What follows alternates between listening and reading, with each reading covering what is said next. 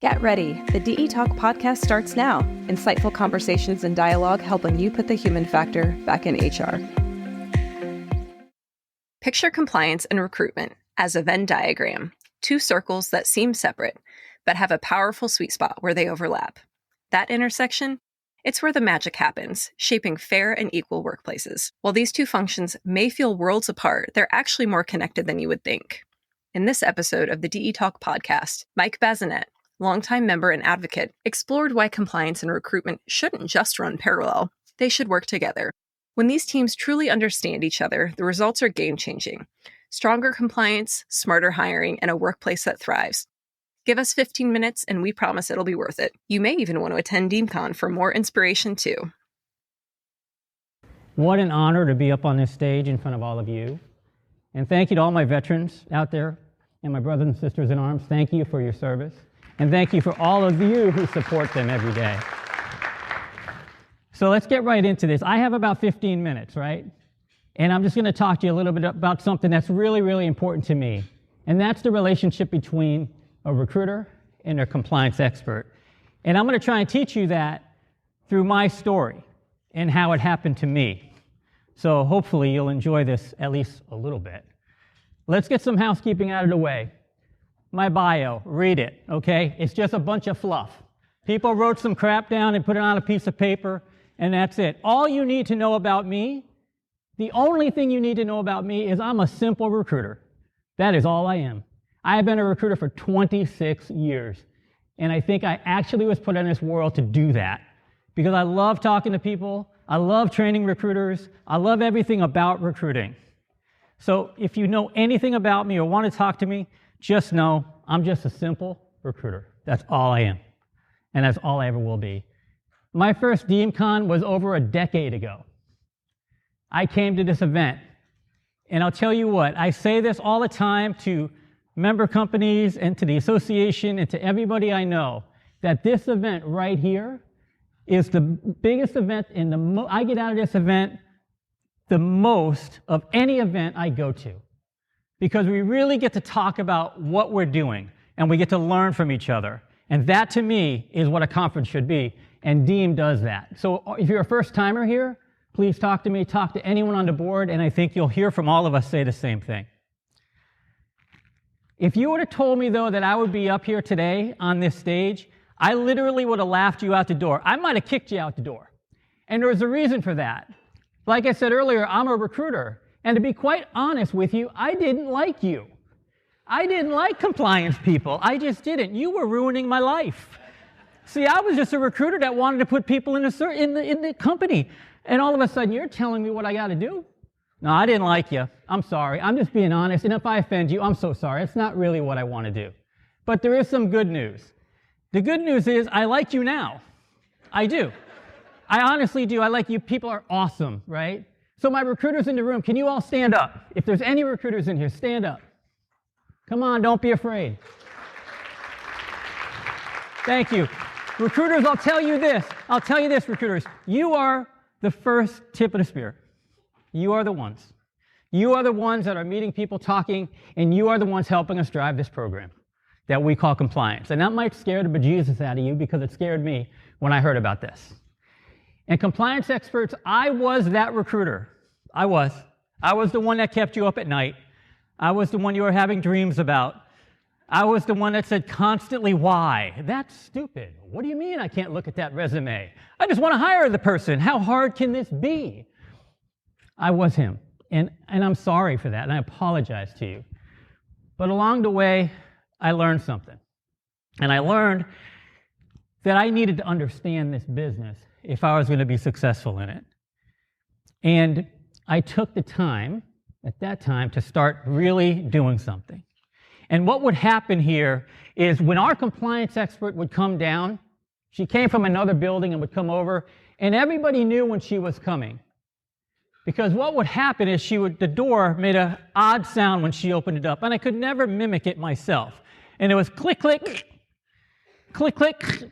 And when we heard that click, click, that's what happened to the recruiters. They would just hit the road. And I'd be, what the hell is going on? Where did everybody go? And I learned two things. I learned, one, my recruiters were cowards because they kept running away from her. But the second thing I learned was I'm really slow. I have absolutely no reflexes. And I would sit there and go, what the hell? My feet would be frozen to the ground. I'd be looking around for help from the recruiters, but you saw where they went. They hit the road. And I would slowly turn around and say, you talking to me? And the dark angel would be there saying, hey. And I was like, fine. What disposition did we do wrong? Did we not give you enough outreach? Did we not tell you the contact name? What else did we do? And it was always something, and it was never good. So every time we heard click, click, we knew we were in trouble. It was never going to be good. And recruiters, come on, you know what I'm saying is true. You have to be a little apprehensive sometimes when your compliance expert comes in the room, right? That's how we were. Now, of course, I jest a little bit, right? And my daughters would say, Dad, you're so dramatic. And I am, right? But that's kind of how I felt, that every time she came down, I got defensive. Every time she came into the building, I was geared up. And every time she came in, because I was geared up, I lashed out. And I have to be honest with you, I learned more about compliance from that individual than anyone else. But I knew I needed to do something. I needed to learn this business. So what did I do as a recruiter? I attended Deems. I went to Nellie. Now, I'll tell you, I went to Nellie, and first of all, I sat in a room with a bunch of lawyers. Very, very boring. Very boring. They have really big books that I didn't understand a damn thing, but I was there, and I was just listening. And I was networking, and I was learning different things. I attended conferences. I went to ILGs. I read pamphlets. I read books. I did webinars. I did everything for one reason, because I was ticked off. I wanted to know more than her, so when she came down and that dark angel went click, click, I wasn't going to run. I was going to stand my ground and say, you're wrong. Dang, but I couldn't because she was right, and that really made me mad. So I learned it, though, and through that time, I had this evolution. And I went to ILG in Charlotte, North Carolina, and I went to a course, and it was AAP 101. And as I'm sitting in there, I was like, I could teach this course. And as recruiters were in there with me, asking questions, and right, there's no stupid questions, but these recruiters, that was a dumb question. How do you not know that? Come on. And I realized something, that all of a sudden this coat of compliance was on me, and I tried taking it off, but I just couldn't get it off. And I was like, damn it, I'm a recruiter. What is happening? What is going on with me right now? But I got it. And I went back to Raleigh, North Carolina, and I went up to my compliance guru's office in another building. And as I was walking down the halls of hell, thinking, here we go. I got to do this. And I walked in. I didn't dare step over the threshold because I knew if I did, I wasn't coming back. So I stayed outside her door and I said, hey, I get it. And I'll do whatever you need me to do to help you push this program across the line. I was an informal leader of the recruiters there. I was the person. And as I was turning around to walk away, and this is what's remarkable. As I was turning around to walk away, she said, wait. And I'm like, damn it. I said, what's up? She said, I understand you too. I was like, what? What I did not know, as I was learning all this, and by the way, this was an evolution. This didn't happen overnight, right? This took months and months. She also was taking the time to understand me and my responsibilities as a recruiter. And she said, I took on 10 requisitions down at the plant. It's like, what did you do? I wanted to know what it was like to be a recruiter. I wanted to know what you went through. I wanted to know what you guys felt. And I get it too. And I could not believe it that heaven, me, the angel, and the devil all of a sudden came together. And together we formed a great team. And we realized something that happened there. We knew we couldn't do this in a vacuum, right? We had to work together. We needed to come together. But we needed to understand each other's role, and we needed to understand each other's responsibilities. And when we understood what that was, we realized that if we came together as one, we could crush it. And we did. We did. We killed it. I took the time to learn her world. And she took the time, without me knowing, to learn mine. And that just indebted me to her. So not only am I indebted to her for what she taught me and how she ticked me off to learn compliance, I'm indebted to her that she took the time as a compliance expert to get into my world, my life, my recruiting journey. And I credit everything to her today. I really did. Don't ever tell her that, ever. So I'll never mention her name. But what we did was we got together in a room and we developed our process as one. We worked on disposition codes together because there were so many times disposition codes would come out for me and they meant nothing to me because I never ran across that as a recruiter. Why the hell is it? It's not going to ever happen. Can we work on some that maybe I am going to see? And can we figure out a way to get those in and work those out? So if you have to get into a padded room and just lock the doors, white walls and everything, I implore you to all get in there and do that and build your program together. And I really implore all of you to really come together and work together as one. And recruiters, you get something out of this. And I know you probably don't believe that, but you will be a lot better off at this. Two things in recruiting. I talk a lot about recruiting, and I love recruiting in this environment, but two things that recruiters, I think, need to know: efficiencies and outreach. When you break it all down, that's really what it is.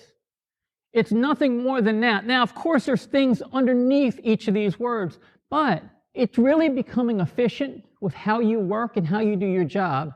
And it's about outreach, which is the fun part of recruiting. You know, outreach to me is when you get out from behind that desk.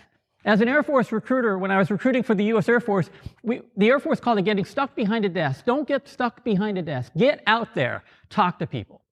And we did. But I understand also how hard that can be in high-volume recruiting.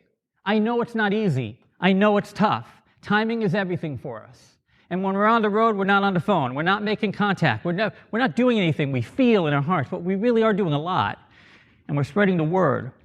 We're trying to get out there and recruit the right way into areas that don't know who we are, areas that need to hear from us, areas that need opportunities. We need to go out to them and talk to them. But that's all it is. But what do you get out of that, recruiters? I promise you this: you will be a better recruiter for it. You will be more well-rounded and you will be more marketable. Before I came into this space, I could recruit in small companies. I could do things like that, staffing companies. I could do that. But when I became a recruiter in this space, thousands of opportunities opened for me as a recruiter. I was a better recruiter. And I will tell you now, the recruiters I trained at Grifols, I will take every single one of them and stack them up against any recruiter in the country because they're efficient and they know how to outreach and they do it effectively. And when I came to affordable care, I took a team of recruiters that knew nothing about compliance. And they are better recruiters for it. And they wanted to come here today. And I wish they could have, because these were recruiters who had no knowledge of what we do. And today they're more marketable, and I would stack them up against anyone again too, because they're efficient and they know how to outreach. You lower your time to offer, your time to fill, you'll have quality hires coming in the door if you do this, if you work together. And you become, I say expert sources here, but a friend of mine said something a minute ago, that you will become a talent advisor. And that's what you need to be as recruiters, not recruiters. You need to be talent advisors, and you can't advise if you don't know this. So I implore you all recruiters to learn it. Compliance experts, what do you get out of this? Ready for this? Confidence in your recruitment program. Confidence in your recruiters that they're doing the right thing every single day. Confidence in data management techniques, that they're following them. You don't have to worry. They're happening. They're following the processes. They're dispositioning candidates the way they're supposed to do because you worked with them to build that. So recruiters now have an understanding of why we're doing what we're doing. Improved outreach. Come on, how many of you want us to do, document outreach better? We know it's one of the things we struggle at. But if you work together and I have something, buy me a coffee out there and I'll tell you a trick on outreach. And I promise you, if you hear this trick, your recruiters will be outreaching all the time. And I think my predecessor, Dana, when she got up here, would tell you that even her recruiters are doing more outreach now.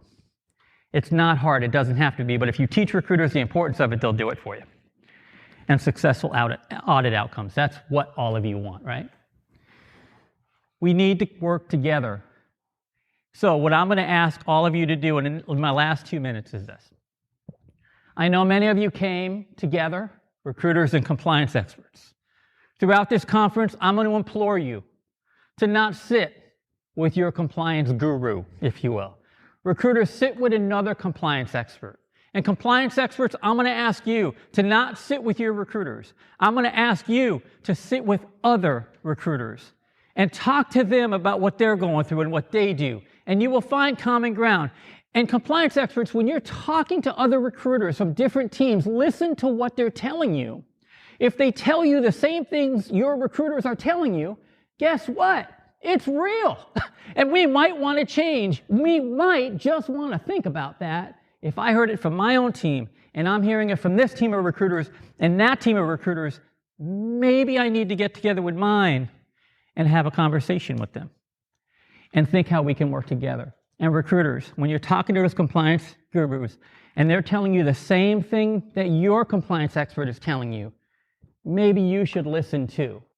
And maybe you should internalize that and think, okay, how can I work together? How can we come together and work as one? That's really what I want to ask all of you to do. My journey in this space has taken a long time. I went from that recruiter to a person standing in front of you now imploring you to come together. Because if you do that, we will all win, every single one of us. Our audits will be smooth, we'll be recruiting better, you'll come to work happier, it's all kumbaya, and we can have a nice old-fashioned sometime tonight, okay? So please come together, work together as one. Thank you, I'm here all day. Find me, talk to me. I'd love nothing more than to meet all of you, especially if you want to talk about recruiting. Thank you so much. Have a wonderful conference, and I hope to see you soon. Thank you.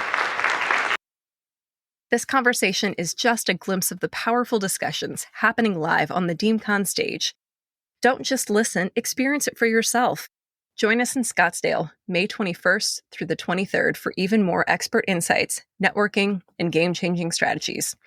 Secure your spot and stay up to date on event programming by visiting deemcon.org. That's DEAMCON.org. Thank you for tuning in for another episode of the DE Talk podcast. Stay connected with direct employers on Facebook, Twitter, and LinkedIn, or subscribe to receive updates straight to your inbox by visiting directemployers.org/subscribe, where you'll receive notifications of new episodes, webinars, events, and more.